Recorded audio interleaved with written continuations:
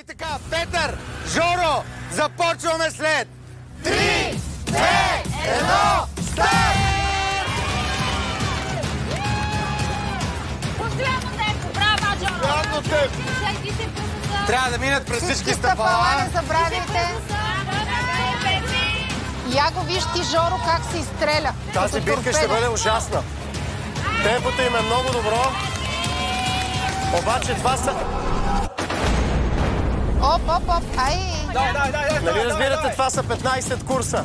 Трябва да си го пренесе от начало. Така. Пепе, супер си, дръж това темпо! Браво и настройне да го минеш! Дишай! Всеки носи 20% от личното си тегло, което са Това 22 кг за Жоро и 15,5 за Петър. Един, два, 3, 4, 5. Не мога да преброя.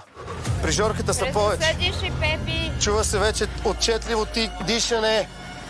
По-бързо. Чай да видя какво се случва.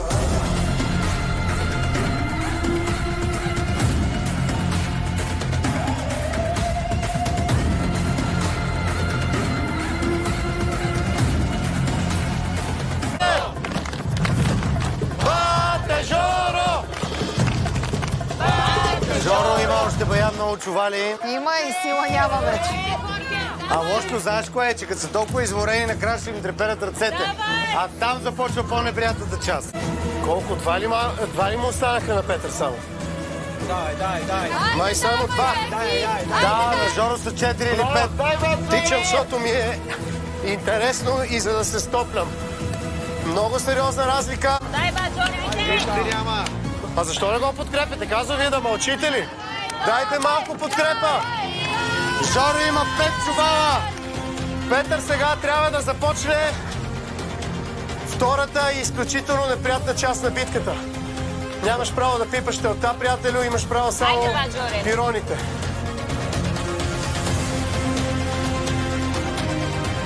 можеш.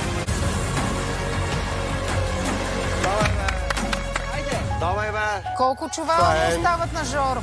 Това е китайско мъчение. Това е китайско мъчение. Невъзможна битка. Жоро диша, едва се движи. 4 минимум. О, С този, който носи. Петър успя един. Сега нали разбирате, че леко ако разклати това, тази тълчица. Оп. Едно долу. 2 пирона има Петър. И преди малко имаше колата се То проблем е, че... О, 3 пирона. Ако успее да закрепи четвърти, ще броя. 1, 2, 3, край!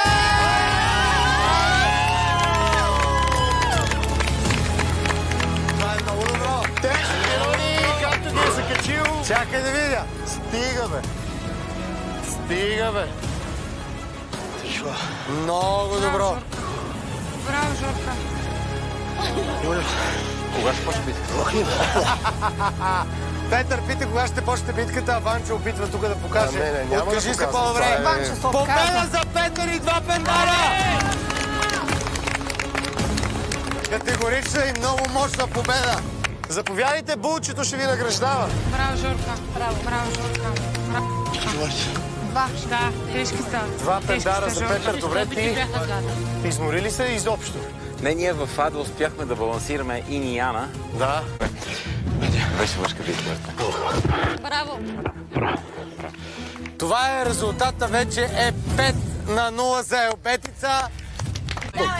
Лили, почивай. И сега да видим дали той ще успее да навакса. Давай, Пепи! Оха, каква скоро само. Еми, супер си. Обаче му се гъне триона. Не натискай спокойно. Така вървиш добре. Тук при тази града, колкото по-напред, толкова по-лесно става, защото вибрацията става все по-малка. Супер си. Сменя триона и продължава, но много бързо.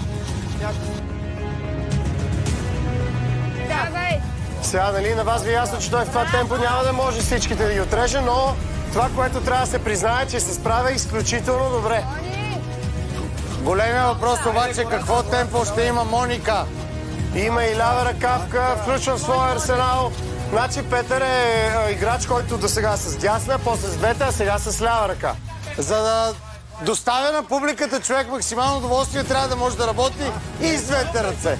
Трябва да ви кажа, че реже филиите като наистина се едно реже солети. И сега падна третата. Много професионално. Това е. Да върви. Този пост очевидно ще бъде преминат много бързо и след това всичко ще бъде в ръцете на Моника и нейното малко чукче. Виж как редува. Лява ръка, дясна ръка, две ръце. Лява ръка, дясна ръка, две ръце. Направо нямам думи колко добре се справя. Петър е много добър. И последната филия ще отива в историята всеки момент. Няма нито едно случайно движение.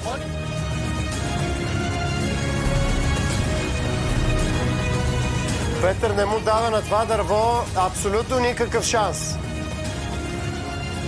И сменя ръцете, така си почива. Сменя ръцете. И сега вече...